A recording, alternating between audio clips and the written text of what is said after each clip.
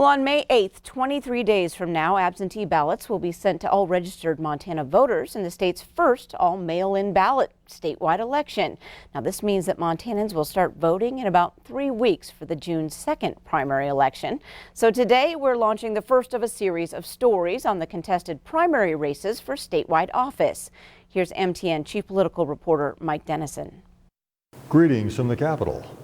The primary election often doesn't get much attention from voters, but this year it should, with hotly contested races up and down the ticket, from governor to U.S. House to Attorney General, to name a few. Today we start out with a Republican primary for Secretary of State, which has plenty of candidates. The Secretary of State is Montana's chief election officer.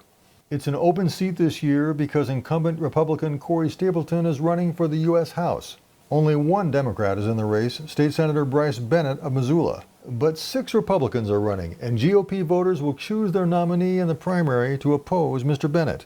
Those Republicans are State Supreme Court Clerk Bowen Greenwood, Stapleton's Chief Deputy Christy Jacobson, Public Service Commissioner Brad Johnson, another Johnson, Kurt Johnson of Missoula, State Representative Forrest Mandeville of Columbus, and State Senate President Scott Sales of Bozeman. Among Republicans, Senator Sales has raised the most money from donors and says he has the support of more than 100 legislators and former legislators.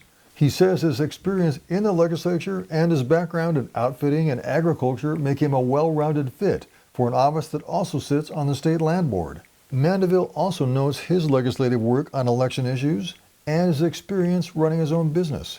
He's a land use consultant in Stillwater County. I'm the only one in the race who knows what it's like to depend on your own small business for your paycheck. Everyone says they're going to be a friend to business, but with me, I won't only be a friend, I'll be a peer. The Secretary of State office also handles registration for businesses. Jacobson says she has experience where it counts. In the office, she'd like to win. The thing that separates me from all my opponents is that I've been doing the job and I'm the most qualified to do the job. And I'm running for this office. I'm not job hopping. But she's not the only candidate that can make that claim. Brad Johnson served as Secretary of State from 2005 to 2009 and says he'd love to step right back into the job. He says he'd emphasize election security, including photo ID for voting and better signature verification for absentee ballots. Greenwood also worked in the office as press secretary under Johnson. He says he knows the job well too, and that he'd ensure fair, even-handed administration of election laws and encourage voter registration. When I worked in the Secretary of State's office, we used to have a voter registration program. And there would be people from the Secretary of State's office at county fairs or at other gatherings registering people to vote. Why not? Why are we not still doing that? The other Johnson on the ballot, Kurt Johnson, has no visible campaign and no contact information on file.